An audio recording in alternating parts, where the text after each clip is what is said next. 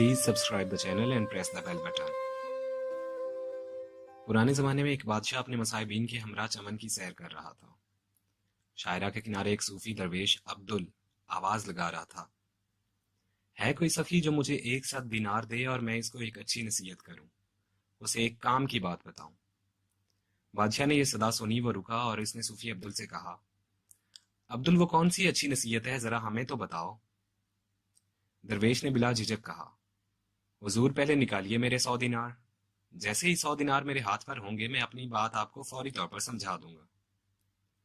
बादशाह मुअज्जम ने अपने दीवान को फौरन 100 दिनार दरवेश के हवाले करने का हुक्म दिया और चाहा कि वो उस दरवेश की गैर मामूली नसीहत से फैज़याब हो सके।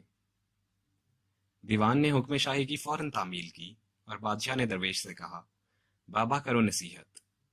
दरवेश ने कहा, बादशाह सलामत, मेरी नसीहत यह है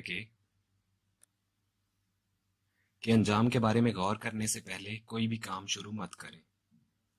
ये नसीहत सुनकर तमाम मुसाहिबीन हंस पड़े। उन्होंने कहा, अब्दुल अपनी रकम पहले बटोरने में कामयाब रहा है। लेकिन मुसाहिबीन के ख्याल के बरक्स बादशाह ने अपने मुसाहिबीन को टोका, आपको कोई हक नहीं पहुंचता कि आप ऐसी अच्छी नसीहत की हंसी उड़ाएं। कोई शख्स भी इस बात से इनकार नहीं कर सकता कि हमें हर काम शुरू करने से पहले इसके हुस्न कबाव पर अच्छी तरह गौर कर लेना चाहिए। हम सब इस हकीकत से बाखबर होने के बावजूद अपने रोजमर्रा के मामलात में इस अच्छी बात पर अमल ना करने के जुर्मदार हैं। अपने इस जुर्म के बुरे नतीजे से अपना दामन बचाने से भी कासिर हैं। बादशाह ने इस मुफीद नसीहत को हमेशा याद रखने का फैसला किया। उसने हुक्म दिया कि नसीहत सोने से महल की दीवारों पर जगह जगह तहरीर कर दी जाए, जबकि इसकी चांदी की प्लेट पर भी सोने से कंधा कर दी जाए। शाही हुक्म की तामील कर दी गई। ये नसीहत ना सिर्फ सुनहरी हरूफ में बल्कि सोने से तहरीर कर दी गई। ज्यादा अरसा ना गुजरा था कि मुसाहिबीन में से एक मुसाहिब ने बादशाह को कत्ल करने की साजिश तैयार की। उसने साजिश में शाही तबीब और जिराह को भी शामिल कर लिया। उसने शाही जिराह को वजारत उज़्मा रिश्वत में पेश कर दी। साजिश की कामयाबी की सूरत में जिराह को वजीर आजम बना देने का सुनहरी वादा कर लिया। तय हो गया कि शाही जिराह जहर में बुझे हुए छोटे नेज़े की अनी बादशाह के बाजू में चुभा कर इसका किस्सा तमाम कर देगा। नतीजे के तौर पर साजिशी बादशाह और जिराह वजीर आजम बन जाएगा। मुकर्ररा वक्त पर शाही जिराह साजिश के मुताबिक बादशाह की खलवतगाह में दाखिल हो गया।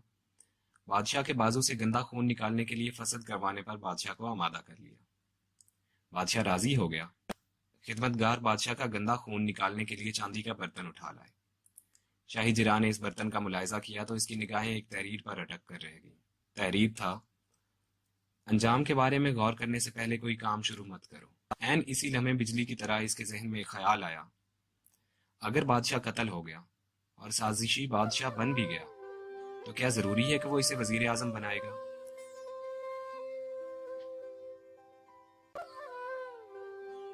जो शख्स अपने बादशाह को कत्ल करवा सकता है वो अपने मौजूदा वजीर आजम को भी कत्ल करवा सकता है। उसकी गर्दन मरवाने में उसे कौन सा अमर माने हो सकता है? बादशाह ने देखा कि शाही जिराह थर थर कांप रहा है। बादशाह ने उससे दरियाफ्त किया कि उसे क्या परेशानी लायक।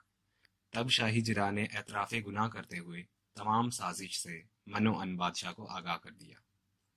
बादशाह ने फौरी तौर पर साजिशी को गिरफ्तार करवा दिया और इन तमाम मसाहिबीन को अपने पास तलब कर लिया जिन्होंने दरवेश अब्दुल की नसीहत की हंसी उड़ाई थी।